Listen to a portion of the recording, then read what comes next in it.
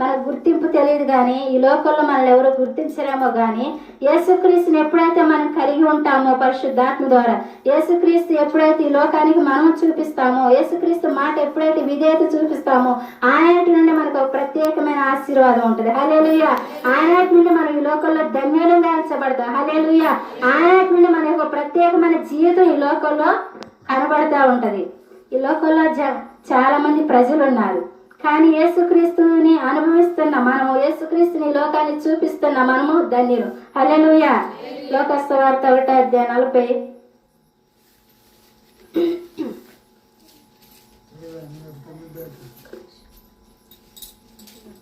లోకస్తు వార్త 1:45 ఉంటది. ప్రభు ఆమెకు తెలియజేసిన మాట సిద్ధించిన గాక ఆమె నమ్మిన ఆమె ధన్యురాలనెను. హల్లెలూయా.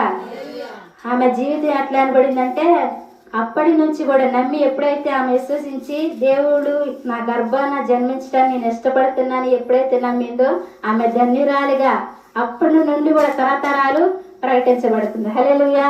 ఎప్పుడైతే యేసుక్రీస్తును మన జీవితంలో చూపించడానికి ఇష్టపడతామో ఆనాటి నుండి మన జీవితం కూడా తరతరాలుగా ప్రత్యేకమైన రీతిలో కనబడతా ఉంటది. హల్లెలూయా.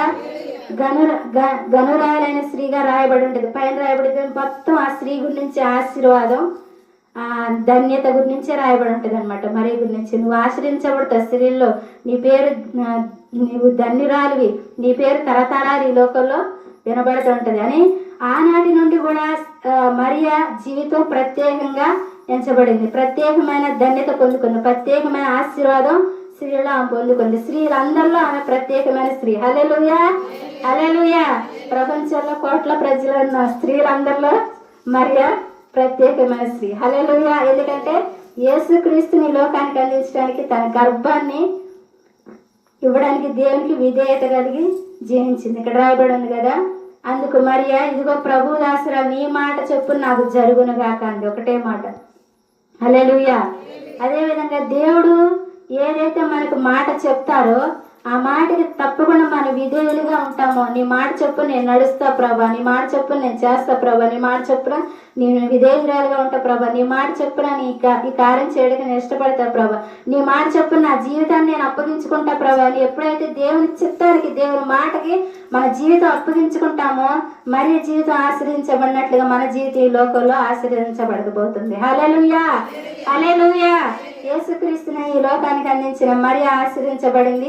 యేసుక్రీస్తుని ఈ లోకంలో మనం ఆత్మీయంగా పరిశుద్ధాత్మను ఎప్పుడైతే మనం ఇతరులకు అందిస్తామో మనం కూడా ఈ లోకంలో ఆశ్రయించబడిన బిడ్డ. హల్లెలూయా.